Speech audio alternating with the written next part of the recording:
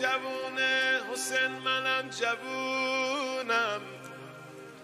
جوانی برازنده با دلی آبی‌تر از آسمون خدا، کسی که نامش تا ابد در آسمان اهل بیت مثل خورشید می‌درخشه. راستی تا چه اندازه با ایشون آشنایی داریم؟ منظورم غیر از مطالبی که از ایشون در روز عاشورا شنیدیم. خب مشکلی نیست. اگه میخواید به تاریخ سفر کنید و با ابعاد مختلف شخصیت و زندگی ایشون آشنا بشین و مهمتر از همه با یه الگوی بی‌نظیر برای زندگی و روزگار جوونیمون آشنایی پیدا کنین، یه سری به سایت قائمیه به آدرس ghbook.ir بزنید و یه نگاهی هم به کتاب قدیر در سیره حضرت علی اکبر علیه السلام نوشته محمد رضا شریفی بندازید. یا علی مدد.